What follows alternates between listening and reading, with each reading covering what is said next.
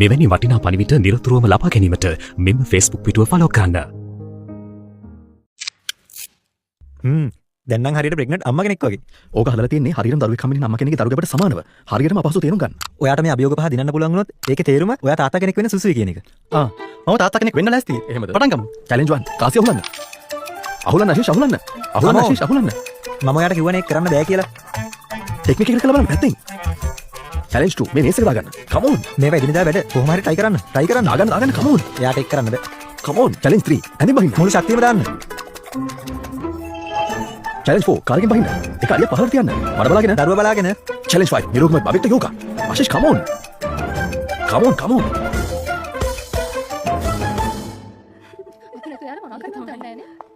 ඔයාලා ඔහෙ මොකද කරන්නේ?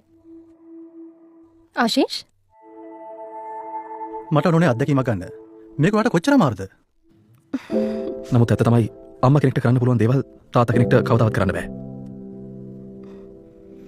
ඇත්තටම අපි අම්මලා කරන දේ හැමෝටම පේනව නේද? ඒත් ඇත්තටම තාත්තා දෙන සහයෝගය කාටවත් පේන්නේ නැහැ. ඒ කිව්වේ මහ රැටත් මම මොනවා හරි කන්න ආසයි කිව්වොත් වචනයක් නොකිය එක ගෙනත් දෙනවා. මගේ මුඩ් චේන්ජ් වෙනකොට කේන්ති ගන්නේ නැහැ. වගකීමක් දරන්න පුළුවන් මිනිස්සෙක් වෙලා විහිදම් ඔක්කොම සැලසුම් කරා.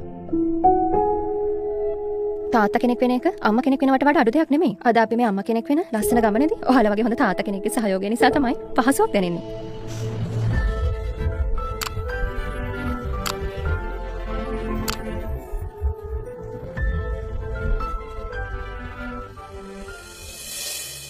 දරුගෙබ කුස දරා සිටිනා මව්තුමියසේම පියාද දරුවන් වෙනුවෙන් විශාල කාර්යභාරයක් ඉටු කරනු ලබනවා.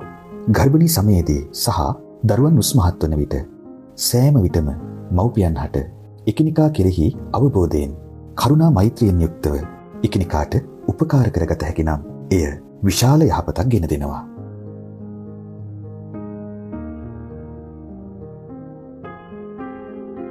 මෙවැනි වටිනා පණිවිඩ නිරතුරුවම ලබා ගැනීමට මෙම Facebook පිටුව ෆලෝ කරන්න.